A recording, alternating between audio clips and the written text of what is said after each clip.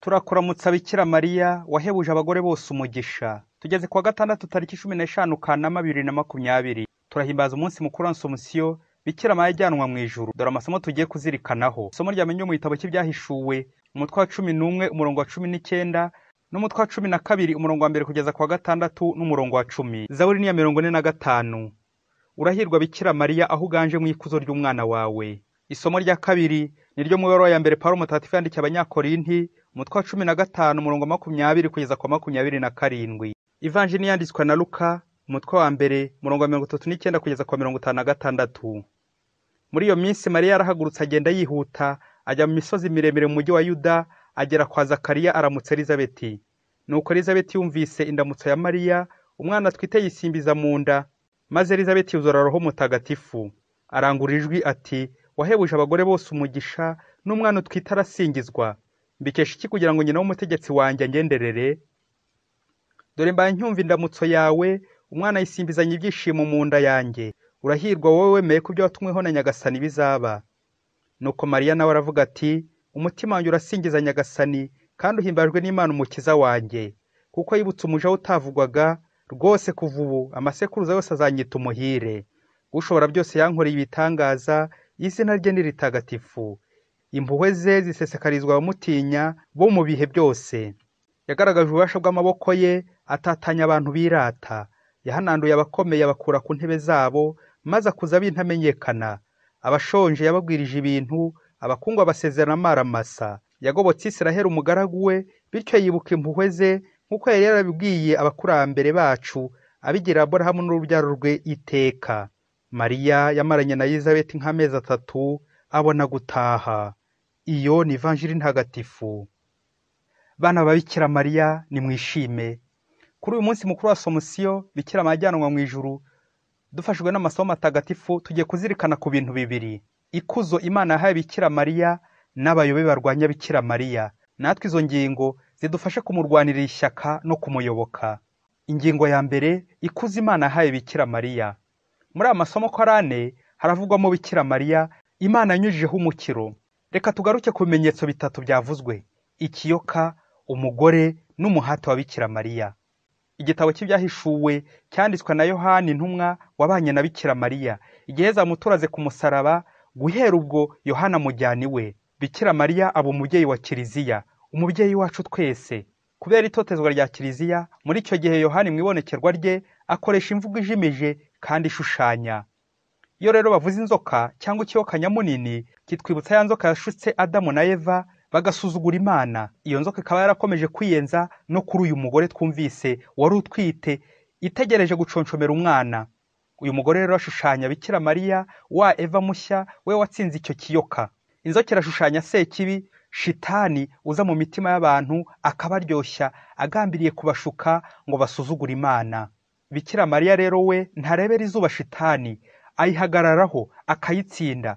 Mu gihe Adamu na Eva basuzuguye Imana bakorama, bakazana urupfu mu bantu, Bikiramariya na Yezu bo barumviye Imana, bituma abantu bakira, bazana ubuzima mu bantu. Mu Ivanjili y'uyu munsi turumva Bikiramariya utwaye Yezu akamushyira Elizabeti, bombi bagasangira ibyishimo bya Nyagasani, kwakira Yezu no kumushyira abandi. Dutangazwa n'umuhati wa Bikiramariya. Bavuga ko kuva i Nazareti aho Bikiramariya yari atuye kugera muri Yudeya kwa Elizabeti hari nk'intera ya kilometero 150. Kandi muri icyo gihe nta binyabiziga, nta modoka, nta moto, nta magare, ibyo byose ntibyabagaho. Banongeraho ko muri icyo gihe umutekano utari umeze neza muri izo nzira z'imisozi. Ariko Bikiramariya n'umuhati mwinshi kubera urukundo, ariko no kubera ko atwaye Imana, Yezu umwana w'Imana uri mu nda ye, yahangaye iyo misozi ajya gusura Elizabeti. Hari abantu babanebwe muri iyi minsi, bamwe basigaye babaza ngo harya gutega ujya muri dushe ngo nta mafaranga ngahe? Ye baba we. Abandi ntibashake kwivuna, mbese ubutesi bukagabanya urukundo, ubunebwe bukabangamira ubutumwa. Twisubireho bavandimwe, twigane Bikiramariya, tureke imiteto.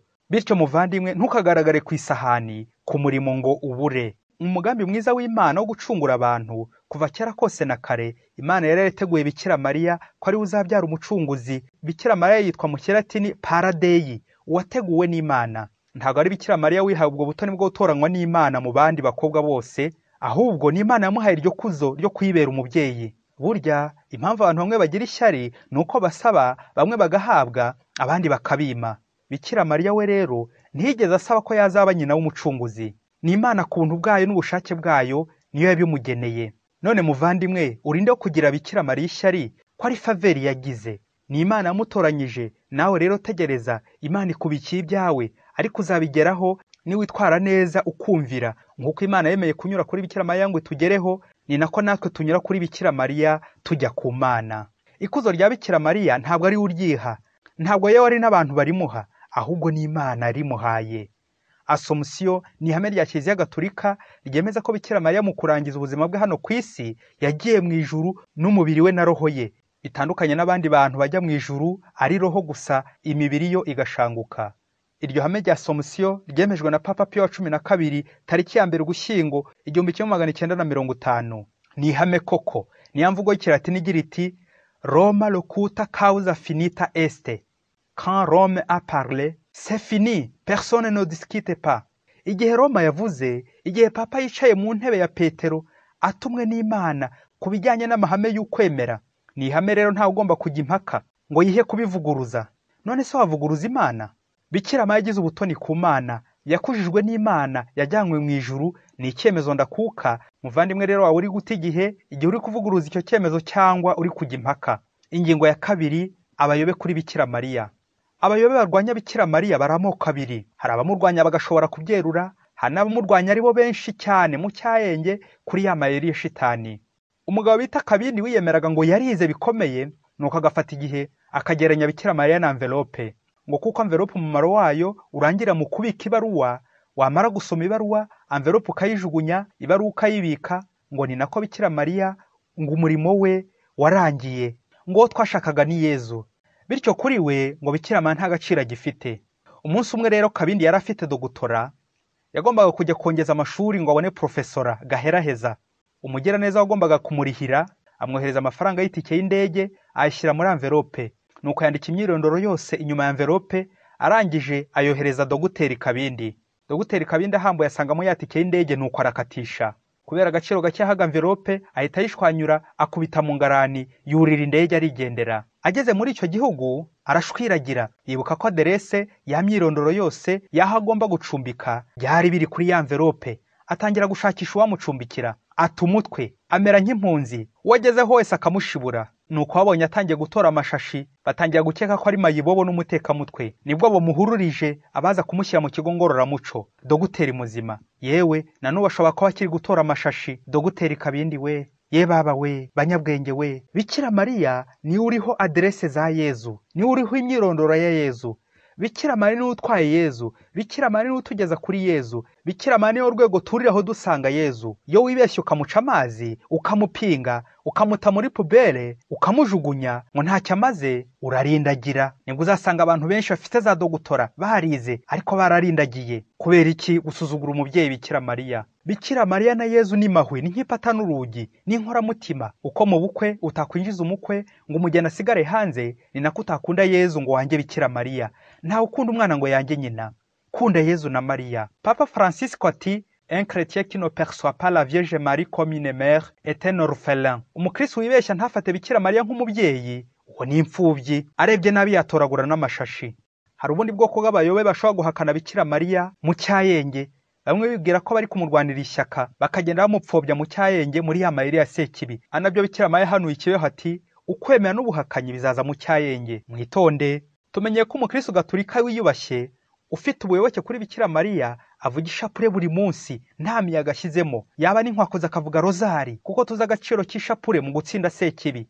Kuko iyo tuvuga ndakuramutsa Mariya, ishapure cyangwa rozari ni incamake y'ivanjiri. Ntabwo ari ugusenga Bikira Mariya, ahubwo twifatanya na Bikira Mariya dusingiza Imana. Tumunyuraho rero nk'umutoni ku Mana, akatugeza ku Mana, inzira ya bugufi. Nuko rero wajya kumva, ukumva inkonkobusi zimwe ziti twabonekewe na Bikira Mariya. Adusaba gukora noveni y'iminsi 99. Buri munsi ngo ujye uvuga ndakuramutsa Mariya 3 gusa, kandi ubutumwa ubukwirakwize hose, wandikire nk'abantu 1000 bubahe. Ntuzabusuzugure, kuko ababusuzuguye barakennye, ubarasabiriza bahuye n'ibibazo, naho babukoze barakize. Kandi ubutumwa ubwite ko kubwatoraguwe mu mva ya Yezu. Gira vuba rero ubukora udahura n'ibyago. Ye baba we, mbega abayobe. None se mubyeyi, ko usanzwe wivugira ishapure yose ku munsi, ugiye kumanuka ujye uvuga ndakuramutsa Mariya 3 gusa? Shitani ifite amayeri yo gukoresha ibya Bikiramariya ngo imupinge. Kunusura no gupfobya ni akaga gakomeye. Mubyeyi, kwirirwa wirukanka ugata umwanya ngo wabonekewe ngo ugiye guherekanya ubutumwa bwa Bikiramariya ku mbuga zose, urata igihe uri gukorera shitani.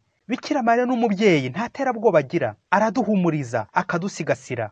Bakristo rero nimube maso, mwisaruza ibyo mukuye mu mihana no mu bigunda, mu bihuru n'ahandi hose ngo n'ubutumwa bwa Bikiramariya. Kuri uyu munsi mukuru wa Asomusiyo, wibuke ko Bikiramariya yakujijwe n'Imana ikamugororera ijuru. Nawe umukristo, fata ishapure yawe dufatanye urugamba, ntukadohoke ku ishapure, ntugasinzire ku ishapure. Sekibarekereje ko buri munsi yaguconshomera, agushikuze Bikiramariya buri munsi. Komeza rero urugamba buri munsi, rozari, ishapure ya buri munsi. Bikiramariya ujyanwe mu ijuru, udusabire. Padiri Masumbuko Ladislas wa Diyoseze ya Cyangugu. Mariya nyina